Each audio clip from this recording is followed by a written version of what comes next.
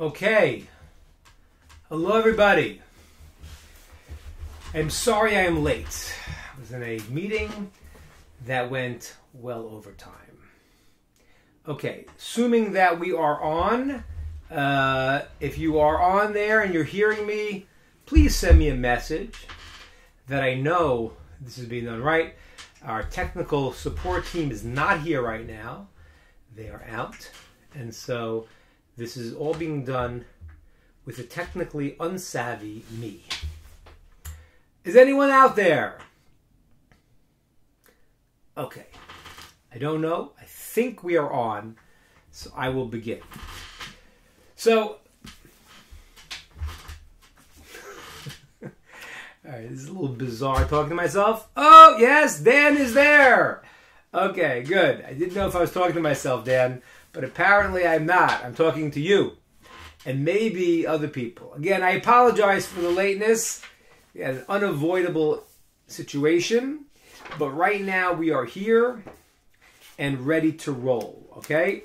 So I'm going to open up the Chumash, okay? That is the Bible.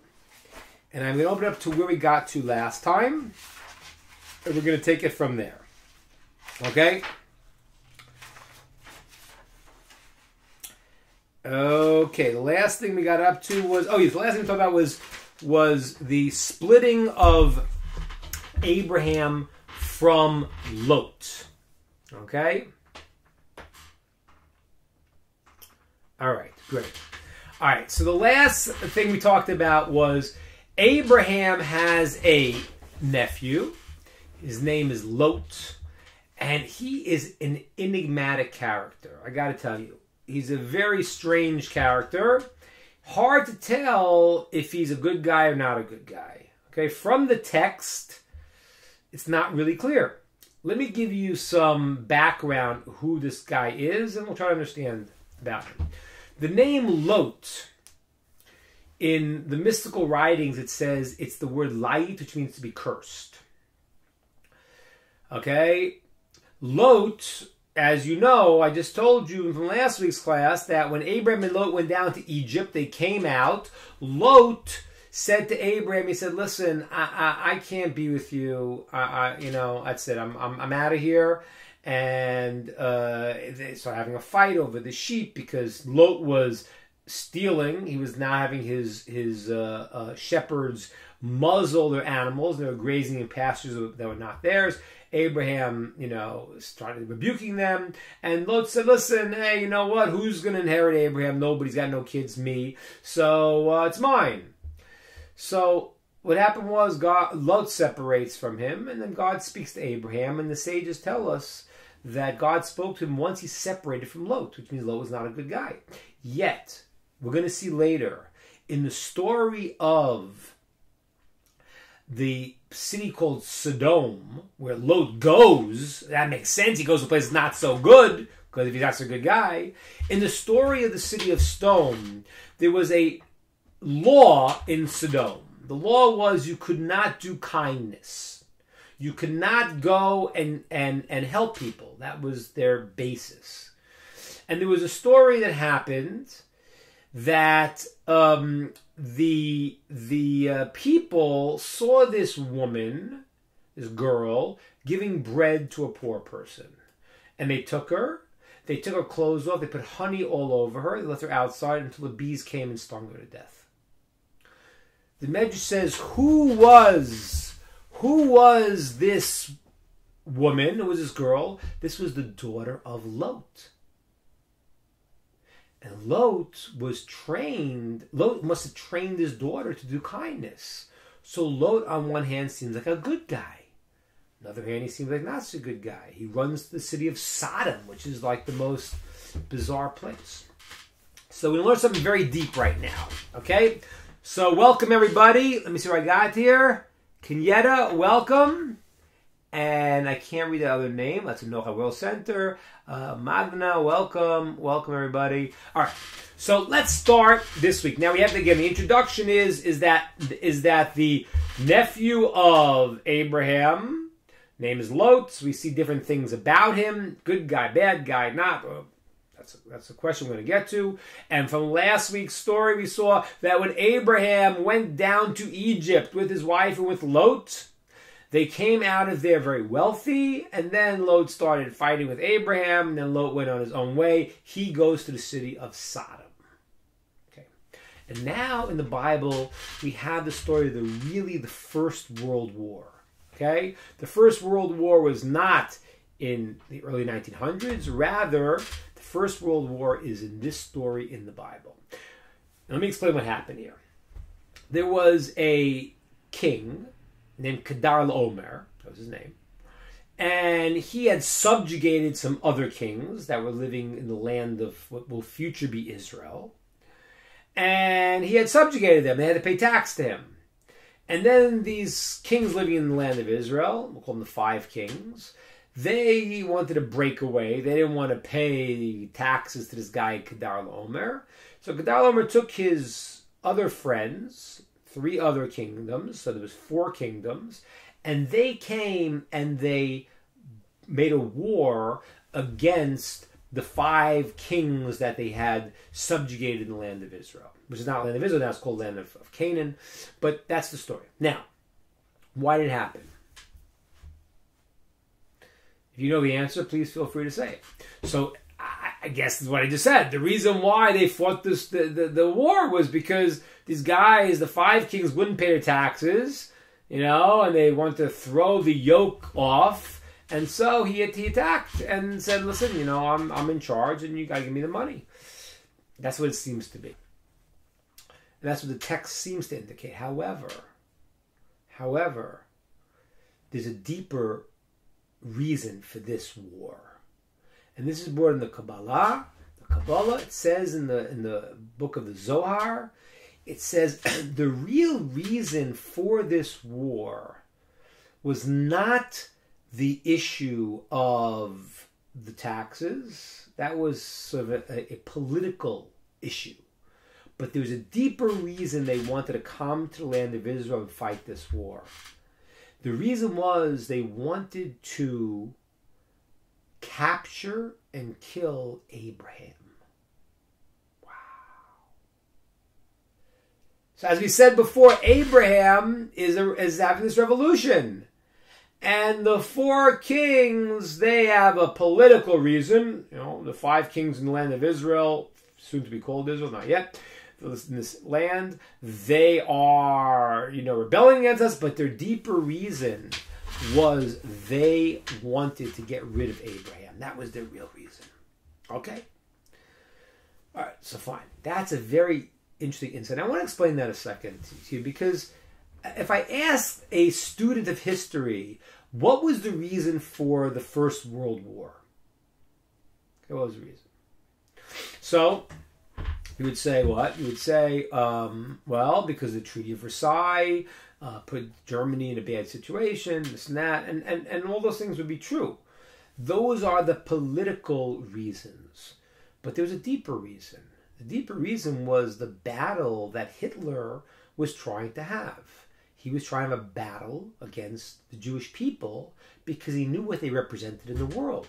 Hitler wrote, as I mentioned before, wrote in Mein Kampf, he wrote, the Jews put 2 scars on the world. The scar of the body, called the circumcision, and the scar of the mind, called the conscience. Right? That was his battle. The Jews all of a sudden said, there's morality, you have to do these things. And Hitler was obsessed with fighting that. So what was the real reason of World War II? No, it really wasn't all of the political reasons. That was the backdrop for the issue. But the real core of it was a battle against the Jewish people. And similarly now, even though there are reasons why these 4 kings attacked the 5 kings, political reasons, they're not paying their taxes, they're trying to rebel against us, the deeper reason was they wanted to get Abraham. Okay, fine.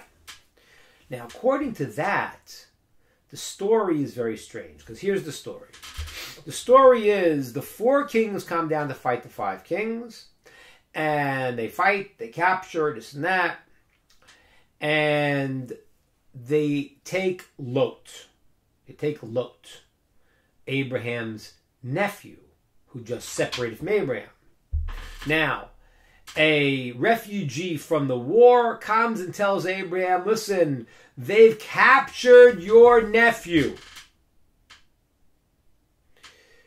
At that point, Abraham gets some of his people, a small group, and he decides to go fight a war against the 4 mightiest kings.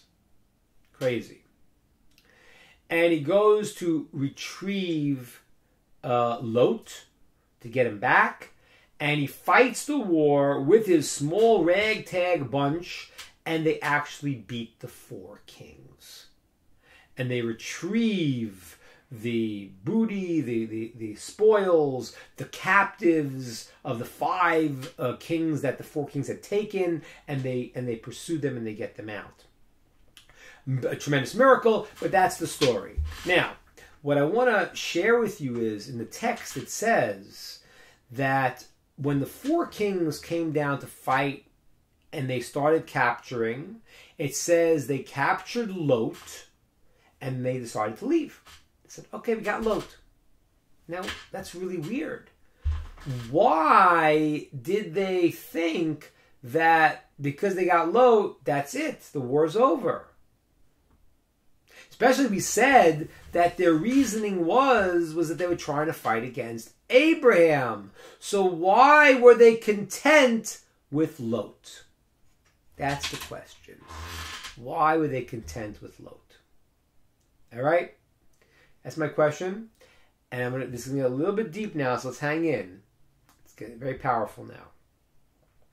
I want to share with you a Kabbalistic idea. It says also in the Zohar, it says, why were they content with Lot? Because he looked like Abraham. His tzura, his form, was like Abraham. Now, that's really weird, because they knew it wasn't Abraham, so you look like him, so what? If they're fighting the war against Abraham, why were they content with conquering Lot and they were going to leave? Abraham. Now you could say, everyone have an idea? David's there. Good to see you. So, you guys want to give an answer? Let me repeat the question again. We said the deeper reason for this first world war in history was these 4 kings wanted to capture and kill Abraham. Okay? They had a political reason. They fought the war. They weren't the 5 kings were trying to rebel, not pay the taxes. So that was the political reason. The deeper reason was they wanted to get rid of the Abraham person who was starting this revolt of spirituality in the world. So it says in the text, though, once they captured Lot, they were content. They were about to leave. And what happened was, Abraham was informed that his nephew was taken captive, at which point he went and he fought the war, and he miraculously, God helped him to beat the 4 kings and to retrieve Lot and all of the spoils and the captives. So my question for you, ladies and gentlemen, is that why was he content to take Lot instead of his goal was Abraham? And the Kabbalistic teachings tell us that the thing about Lot was that Lot looks like, or his form was like Abraham.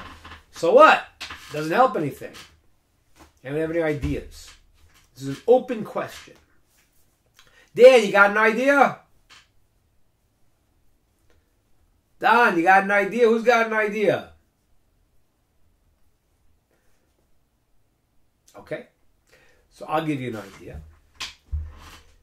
So one answer you could say, which I don't actually, it's not certainly not the deeper reason, but one answer maybe you could say is maybe they felt that if exactly what happened. Maybe they felt if they took Lot, then Abraham would come to save him and they can kill Abraham.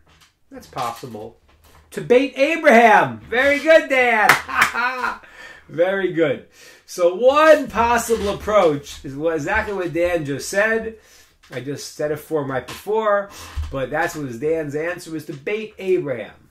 Okay, and that's possible. It's possible they figured, okay, and they were right. He came after him. But, I don't know. I mean, it could be, but, it's a little funny because, you have to really be counting a lot that this guy is going to be that dedicated to risk everything to fight against the 4 most powerful kings with 318 men. and for his nephew who separated from him and didn't want to see him and was But okay, it's possible. It's possible that they thought that Abraham was such a great person that he would not leave his nephew alone and he wanted to come and defend him. Okay, that's possible. Fine. Now, let's go to another reason. This is a very fascinating reason. When it says in the Kabbalah and the mysticism that Lot looked like Abraham, it's not referring to just his facial features, although that may be true. That's not what it's referring to. There's a nature of a person. You see somebody, you experience something. There's something about them that you subconsciously maybe experience. There was a certain part of Lot that was so much like Abraham that the four kings understood that if they captured Lot, it's tantamount to capturing Abraham. And what is that? What that is that buried deep inside of this guy Lot, who we don't know if he's a good guy and a bad guy. He goes to Sodom. He goes to the worst place in the world. But yet he seems to want to teach his daughters kindness, and it's not. There's buried deep inside of him something that's supposed to come out way, way in the future. Does anyone know what that is? What's buried inside of this person named Lot in the Bible? And the answer is one of the greatest people in history, is his descendant. Who is that? Buried in Lot is going to be the famous convert whose name was Ruth. Ruth is a descendant from Lot. Now, who is Ruth's great-great-great-grandson? King David. King David is the line of the Mashiach. The idea of the Messiah, that's in the Davidic dynasty. So this guy Lot, who is sketchy in a certain sense, he really has buried in him these sparks of holiness that are so powerful that in the future it will be King David from him. The Mashiach, the Messiah himself, will come from Lot. So when the four kings sensed in this guy Lot, whoa, this is a powerful person here. If we kill him, if we take him, we'll be destroying Avraham also. Let's get him out of here. Let's do something. So Lot is tantamount to Abraham because Lot is the extension and the future of the world in the descendant that's buried deep, deep, deep inside of him. King David. Very fascinating. Okay, great. And let me explain to you now whether this guy Lot was a good guy or a bad guy. So I'm going to tell you this. This is fascinating now. The truth is, Lot is a complicated character. He's very ambivalent. There are good things about Lot and bad things about Lot. Before Lot went down to Egypt with Abraham, he was a righteous person. Well, what happened to him in Egypt? What happened was he became very wealthy. And he became very wealthy, so then he came back and said, why do I want to be second fiddle and subservient to Abraham? You know who I am? I'm a hot shot. I'm a big shot. Why do I need him? So Lot, when he was able to receive from Abraham, when he was able to go and say, I subjugate my knowledge to somebody greater, then he was a great person. When he went off was when he became rich and became full of himself, and he said, I can't handle Abraham anymore because I don't want to make myself into his student. And that's where Lot went off. Amazing. And that's where his descendants of Ruth and David fixed that up. Because I want to tell you something. Ruth, when Ruth she was a Moabite queen later on in history, and the story is that she was married to a Jewish person, and he died, and then the mother-in-law was coming back to the land of Israel, and she said to Ruth, she said, listen, why are you coming back? I have no more children, I'm an old lady, and I can't help you. Go back to your home. Go back to Moab, and don't come with me to Israel. I can't help you anymore. And you're like a Moabite queen. What are you? So Ruth says to her, no. Where you go, I go. Where you sleep, I sleep. Where you'll be buried, I'll be buried. She made herself subservient to something greater. That was the problem that Lot had. And that's even King David. I want to talk about King David a second. King David, by the way, those who read the Bible without understanding, probably the place they make the greatest mistake is King David. King David was the holiest and the greatest and the most amazing, and people misunderstand the story totally. First of all, I want to just say, for those that are listening out there, King David actually did not commit adultery. You should know that. This is besides for what the Talmud says, that King David would never have done this, but God gave him this test that was impossible for him to overcome for various reasons. And the Talmud says it was to teach an individual that even if you fall to the lowest lows, you can still fix it up and do tshuva and repent. That's what the Talmud says. So King David, first of all, on one spiritual level, for the various reasons that God moved this to give him a test he could not beat, was in order to teach the world that you could fix up when you mess up. So that's one thing. But I'll tell you something else. The actual act of adultery didn't commit. And even though you'd say, wait a minute, the text seems to say he did. It wasn't exactly. Let me explain what it was. King David was the king. That's why it's called King David. And what happened was, there was a law in the time that when a soldier in King David's army went out to war, he would give his wife a divorce bill before he went to war. Now, why was that the law? The reason why that was the law, because if the husband got lost at battle, he was missing in action, the wife could never remarry. So what happened was that, we would know he'd be missing, and he's missing for 10, 20 years. She can't remarry. She's stuck. So what they did is they gave a discreet divorce bill. And what would happen was, when the husband came back from war, he would go and remarry his wife. So first of all, she technically was not married, Bathsheba, when King David was with her.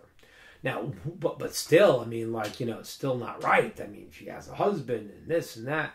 Who is this guy? So the truth is, the Talmud says that the husband was what's called a Mor b'Malchus. He'd already had responded to King David in certain ways that made him obligate the death penalty. And therefore, he was gone. He was supposed to be killed. And the whole story of David, where he put them, because David didn't want to enact it, but he had the full right to kill him. He was literally called a rebellion. He started a rebellion. He was a rebellious person against the king, and therefore he was obligated to the death penalty. And so when King David went and he was with Bathsheba, first of all, she was not married, and the husband was already deserving the death penalty. He was already gone. So even though he wasn't killed yet, but he was going to be. So it still was wrong. But what was it wrong? It was wrong because Hashem wanted to test David and all those different things. But people misunderstand who David was. They think David was a person who did something so bad, but they don't understand. David was the greatest. I have a question here. How is everyone here tonight? I think we're doing good. Okay. So Dan said, interesting, the divorce bill before they went to war. Yes, very interesting. Hi, William Allen. Good to see you. So that's King David. So King David was the greatest, and people misunderstand when they read the text. Not only was he the greatest, but something else about King David was he was the most humble. Could you imagine a king being humble? The law was in those days that when the rabbi would teach, he would sit on the chair, and students would sit on the floor. When King David would teach, he would sit on the floor also. And if you ever read the Bible, you'll see that King David throughout is saying, "What am I? I'm a dead dog. I'm a moth. I'm nothing." How does a person talk like that? You're the king. King David was the most humble of all people. And that's really why he became, it says, the head of the greatest. Because he was nullifying himself totally. That's the way he functioned. I'd say amazing thing here. Because, you got these stories of these this royalty and these guys doing their crazy things. And they think they're royal. And, that's not what a king is supposed to be. Let me tell you what a king is supposed to be. A king is supposed to be a slave of God. A servant of God.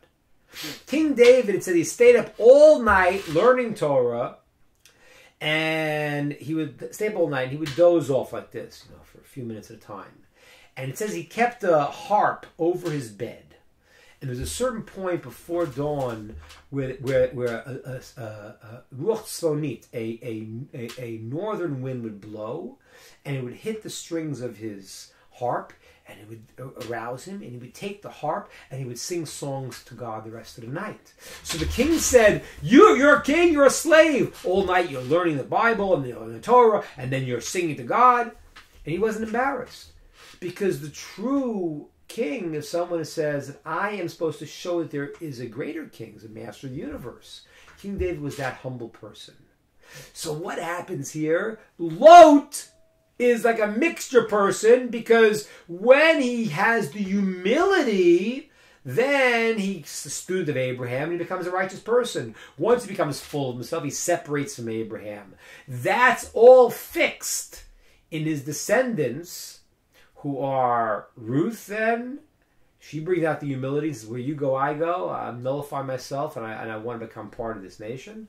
And then King David, who then in the future becomes the greatest, the leader, the king, and yet the most humble of all the people. Okay, good. All right, any questions, comments, thoughts on that idea? But that is the story of the First World War, the War of the Four Kings against the Five. Now, after this, what happened was, it says that Abraham became nervous, and he started thinking to himself, you know what? First of all, I killed people. I was in a war. I killed people, and God saved me. May I use up all my merits? I don't know. I was like, okay, what I did. So God appears to him in a vision, and he says, listen, Abraham, don't be afraid. Don't be afraid that you fought this war. You have tremendous reward. Abraham says something amazing. That he says, God, what could you give me if I don't have children? Now, what did that mean? You have to understand this about Abraham, because it's hard to imagine, because we don't think this way. Well, Abraham didn't want to have kids necessarily because of the emotional fulfillment that children do give, which is, certainly a very real thing. But King David, Abraham had a different reason why he needed to have children. And that's what we said before. Because Abraham's whole mission was to bring God into the world. And he felt if he lost that quality when he died, then is there really continuity to this mission? So God now appears to Abraham in the Bris Ben Besarim, the covenant. And he tells Abraham right now, don't worry, you will have children. Okay? You will have children, and you will become a great nation. Okay? And I will give you the land of Israel. I don't know if Rabbi Goldberg is watching now, but Rabbi Goldberg, we have to send out the itinerary for the Israel trip. Everyone's listening now. We're going to be on an Israel trip. You could still get space there in June. I will try to go to send out all the information over. Rabbi Goldberg will also. But I'm sorry. Did I say June? I'm sorry. It's in July. I'm in July. In July, we're having an Israel trip, and people are invited. And it's going to be amazing. We're going to see incredible things, incredible spiritual things. So God now tells Abraham, you're going to have children, and they will get the land of Israel. Okay? Abraham then says to God, "B'meh eda, how do I know that they will inherit the land?" Okay. And God says, okay, here's how you know. Here's going to be the future. The future is going to be, is you're going to have these children, and they're going to go down to a foreign land. And in this foreign land, they are going to be enslaved and abused and beaten. But don't worry, I will bring them out from this foreign land, which is going to be the land of Egypt, and I'll bring them back to the land that I promised you, to the land of Israel. That was the covenant that God made with Abraham right now. Okay? That's called a covenant of Bris Ben Mesorim. And, oh, Wendy, it's 12 p.m. in Australia. Okay, it's not so bad. It was 12 a.m. That's good. All right, welcome, Wendy. Good to see you. It's on Friday, right? Good to see you. Okay. So, so that was the covenant. That was a covenant that God made with Abraham, that you'll have children and you'll have the land of Israel. Now, let me share something with you very, very fascinating here. The sages say that when Abraham asked God, how do I know they'll inherit the land? God said, okay, they'll be 400 years in this foreign land. It seems like God was almost punishing him for asking this question. The question is, what was the question so much? Why? And this is very important right now. Those who know the calendar, we're coming to the period called Passover. Passover is when the Jews were in Egypt, and then they come out. They're free. They come out of the land of Egypt. So the question is why did the Jews, in the first place, ever go down to the land of Egypt? Okay, I'm going to digress a second here because it is Passover time, and maybe you guys know this. I understand that God said you're going to go down to Egypt, and He'll bring us out. And we were enslaved there, and then we became free, and then we came to the land of, we got the Bible, we got the Ten Commandments in the desert, and went to the land of Israel. But why did we go to Egypt in the first place? What did we do wrong? It's a hard question. Anyone have any answers that they would like to say? Wendy or Dan or anyone, if you have any ideas, I'm happy to hear it. Anyone have an explanation of why you think the Jews had to the land of Egypt in the first place?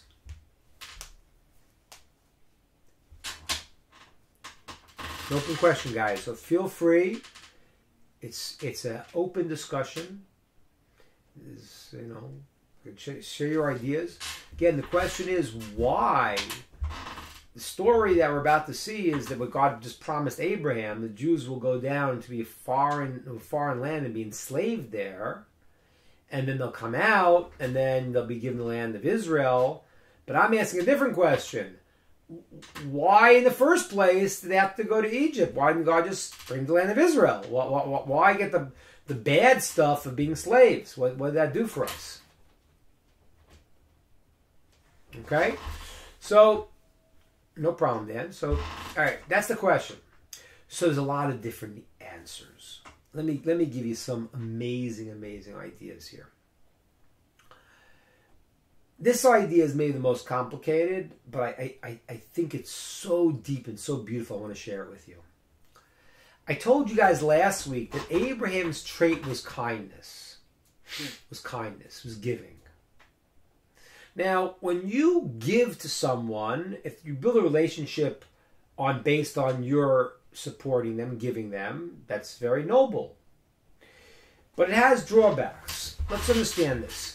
First of all, if your relationship with somebody is based on what they provide for you, it's a business relationship. It's not really more than that. You clean the house, you get dinner. So okay, so that's all I am. Then I'm a worker for you. I'm not really more than that. So that's all based on a relationship based on what you get. That's the business relationship. Let's say a relationship based on a person doing kindness. That's very good, very noble. However, there's a problem with that. What's the problem? Let's say I go and I'm nice and I give you something. I give you. Let's say one day I say, I don't want to give you any more. Do you have a complaint against me? No. Because it's all because I want to give you. And therefore, there isn't a situation in the state where I owe you anything. I'm a nice guy. I don't feel like it today, so okay, you got from me for this long, and that's enough. Right? That is the drawback of when the system works only through giving, through kindness. Abraham's trait was kindness. So when Abraham says to God, he says, listen, you said we had the land of Israel, but how do I know we're going to actually be able to maintain it? Like it's kindness, but what do we do to earn it? And that reflected that approach in Abraham. That approach in Abraham was an approach of only getting through kindness. It means we had to go through a process in Egypt where we became transformed and we were able to earn it. The process in Egypt was a very, very powerful learning experience. So, one reason we went down to Egypt was to fix ourselves up. As Abraham said in the beginning, how do I know we'll inherit the land? Means that's all because of kindness. But we need to earn something. So going to the land of Egypt was for us to be able to really earn that position. That's one reason. Another reason we went down to Egypt was God was going to show the whole world the miracles through the story of Egypt. I'll give you another reason, and there's many reasons, but I'll give you another reason, and this is the Kabbalistic reason. And this is very relevant to our conversation in general. Another reason is like this, and this is the mystical reason. When Adam and Eve fell in the Garden of Eden, so all the souls were inside of them, and there was a lot of potential that was lost, went out. Okay? And now what the Jews had to do was to go to a place that had a lot of goodness in it, but it was trapped in a lot of bad, and pull out the good. And that, ladies and gentlemen, is the mission today. And this is what it says in the Bible, the Jews have to be a light unto nations.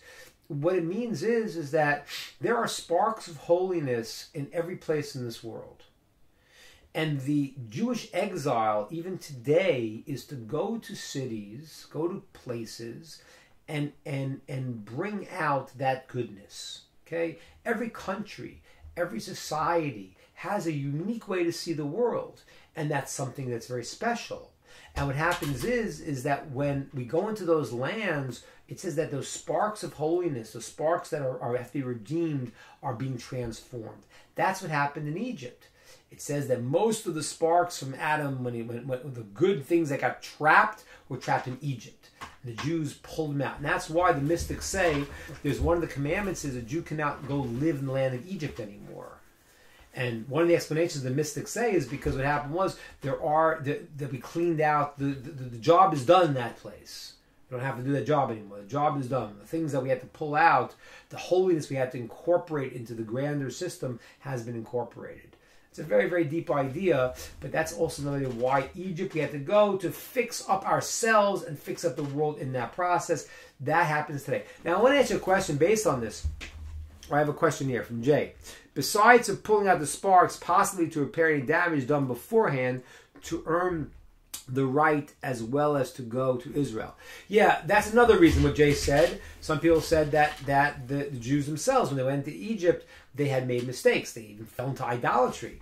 Some people say they messed things up and it had to be fixed up through the process of slavery. Let me talk about that idea a second. How does that fix anything up? So this is important to know in life. In life, sometimes the challenges you go through, if you look at them right, they actually help fix you up.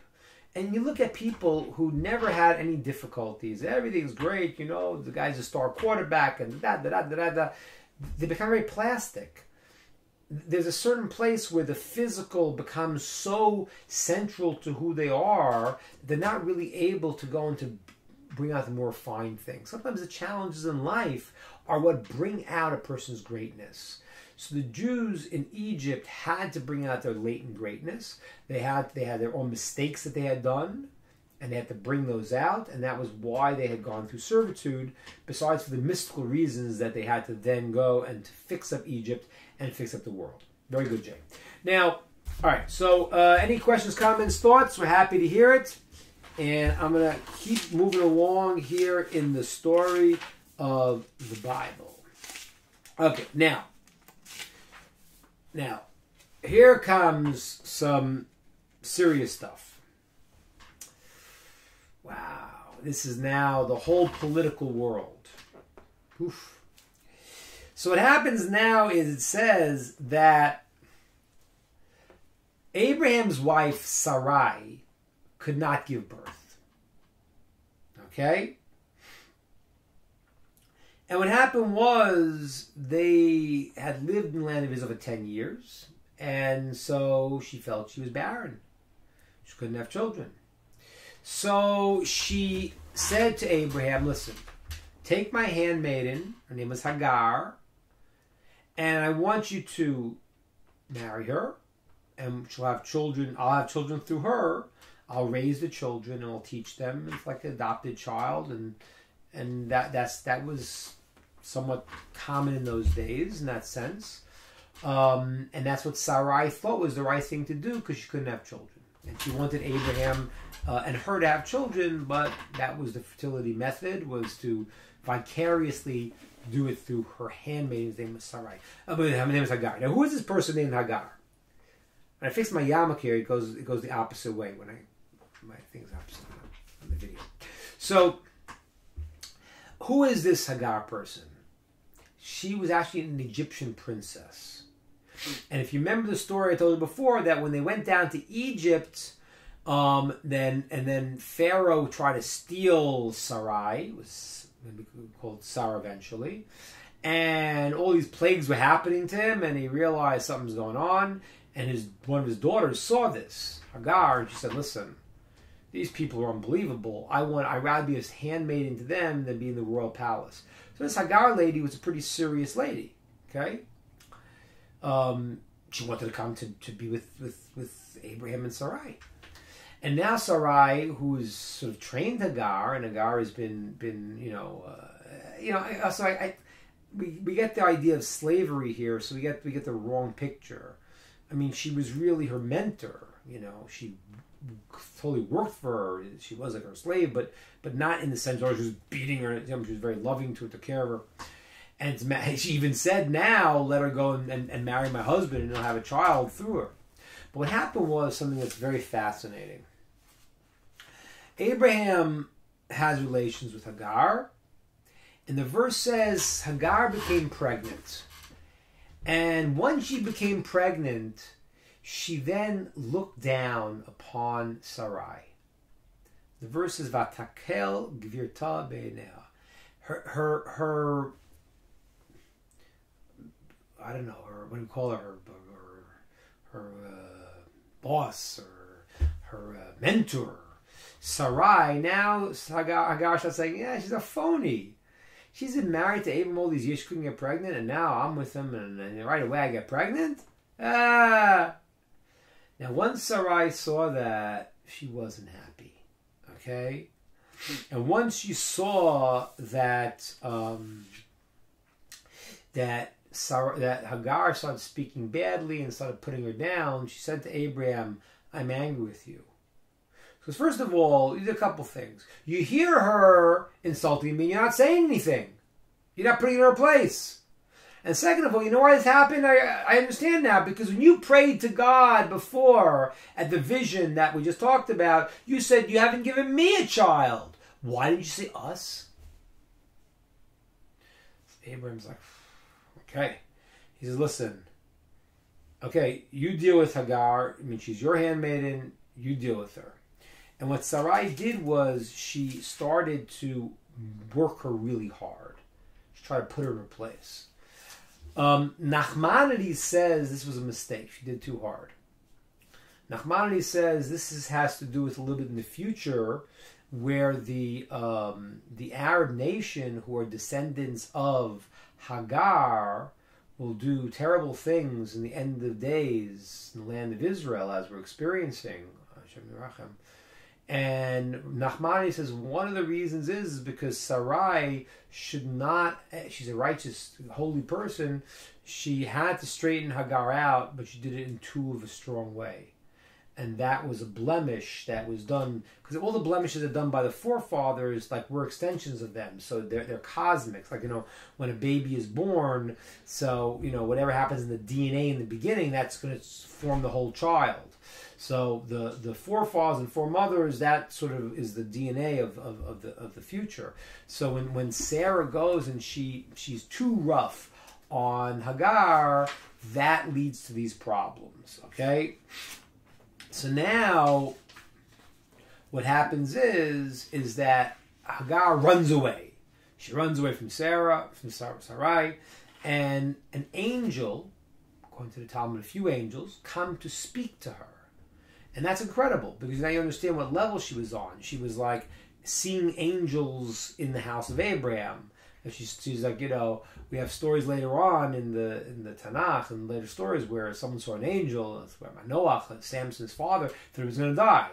However you see an angel, they're not people. Have you spiritually experienced them?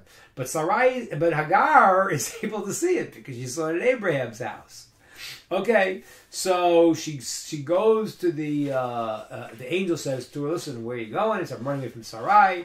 And the angel says, go back and subjugate yourself to Sarai, and don't worry, I will give you a child, and you'll call the child Yishmael, because God has heard your cries. Yishmael means God heard, and God heard your cries, and therefore go back and subjugate yourself to Sarah. Now, I want to just digress a second, because this is a very strong political issue right now. Yishmael, who is going to be born, and is going to have a lot of different issues happening. After Yishmael is born, there will be a point where he is going to have to be kicked out of the house.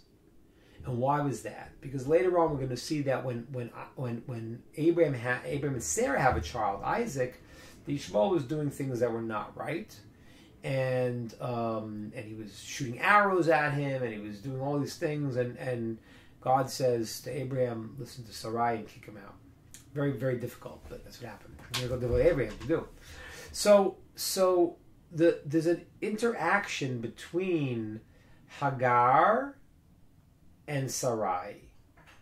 That Sarai is the main wife, and once Hagar gets pregnant, she's like, oh, I'm the boss. Yishmael now is going to be the child that's going to be born from Hagar, and he's going to feel himself very, like Abraham's son. And Abraham loved him tremendously, Abraham's son. When Yitzchak's born, Isaac is born, he's not dealing too well with that. And that really is the root of the issue. That's the political root of the issue, of the Arab-Israeli conflict. That's really the root of it. There are other things, but that's really the root of it. In Arab teachings, they talk about instead of the binding of Isaac that Abram came to offer Isaac, they talk about it as Abram came to offer Yishmael. That's a big, obviously big difference. So there was that tension, and it says at the end of his life, Yishmael repented. He became a righteous person again. And how do you know it from the text? Because the text says at the end that when Abraham died, he was buried by his children, Yitzchak, Isaac, and Yishmael. And that was the point where Yishmael said, oh, Isaac, you're the chosen people, and I'm connected to that. And there wasn't that jealousy of like who is the chosen one. But as long as there was, that was the source of the tension. Whose land is it? Who has the holy spot in the world? It's a very amazing teaching. It says years before the Dome of the Rock was built, there was a teaching that says in one day the Arab nation would put one of their places of worship on that spot. That Temple Mount, that is the spot where Abram offered Isaac. It's the spot where where the world starts from, and the spot where the temple was, right? It's a spot where the high priest went into the Holy of Holies. You know, it's the holiest spot. It's the place where the heavens kiss the earth, right? That's what it says in the Zohar. It says it's the meeting point. And Ishmael kind of pushes himself in instead of recognizing his role. And that really is the challenge. That's the political challenge today. It starts right now. It starts from once Hagar becomes pregnant, she's like, I'm the one. And then Sarah pushes her. And when Nachmani is too hard. And she runs away, and Nachmani says, in the future, the end of days, it's going to be they're going to cause a lot of problems for the Jewish people in the land of Israel in the future, and that comes out now. So, but Hagar is pushed to come back to her role, and she does come back to Sarah, and she says, "Okay, I am going to subjugate myself to you," as the angels had told her, and she does give birth to the child. And the child is called Yishmael, who is the father of the Arab nation. Okay, very good. Now, you have more time? All right, let's do one more little piece here. Now, time passes. Now, Abraham is an old man. Okay? He's 99 years old. And God appears to him and says to him, okay, you have to be pure in front of me. What's that mean? It's time to circumcise yourself. And I'm going to give you a child. Okay? And Abraham is astounded. Okay? And he says, listen, I just wish Yishmael would be righteous. And he prayed for Yishmael. And God said, that's very nice, but I'm going to give you a child that's going to come out, from you. And he tells Abraham to go and to circumcise himself, and that there will be born a child to him in the future called Isaac. And we're going to get to that next week and see what happened. But this is another one of Abraham's tests. Circumcise himself. And you have to understand what this was. Abraham right now was the person of the universalist. Everyone came to him, his tent was open. All of a sudden, this guy has circumcised himself. That's weird. The only person in the world who did it. Wasn't like today where a lot of people do this. The only person in the world. Abraham was very uncomfortable with it, the idea of doing it, because his goal was to spread godliness in the entire world.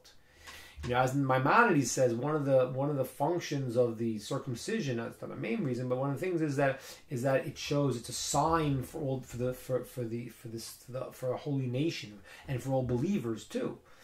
So now all of a sudden this is a new move that's shaking things up.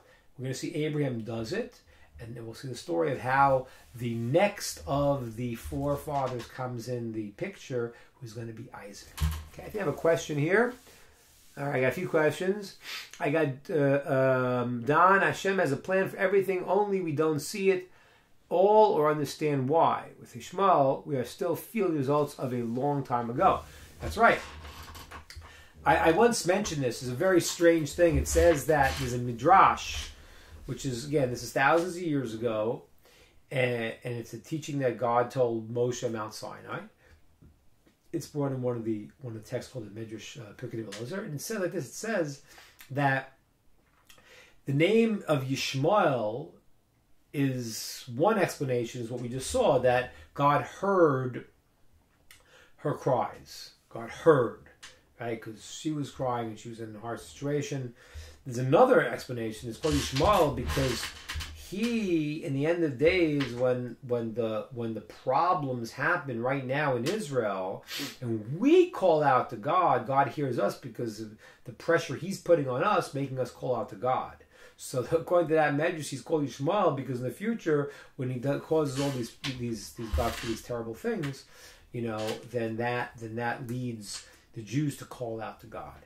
And I eagerly would look forward to the day when the Arab nation, is not going to take that approach, because, are a great nation, and they should, should do like their forefather Ishmael, and maintain that righteous approach. Hopefully that. But right now, what we have to do, as Don is asking, is that we have to do what we have to do. If a person goes and does what's right, then it's going to work out. It doesn't mean it's going to be easy. You have ups and downs, but everything that happens to us is a result of what we do. And if we live righteously, then things unfold in that way. So we have to think about what we have to do. And as you said, Don, God's got a plan. And as I mentioned many times to you all, it's all going towards good. When you have hard times in life, let it be. There's an old Jewish saying, it says, let it be a kapar, let it be an atonement. A person does something wrong, and they have a problem, they make a mistake, and something happens in their lives, it's a bit different. You say, okay, listen, I accept this, that God is making something happen challenging in the world for my ultimate good. If you look at it that way, then it's not transformative, but every negative thing you go through is actually a fixing of something in your system. I hear Dan says, a rabbi I know recently posted about a woman in India at 70 years old just had her first baby. Wow.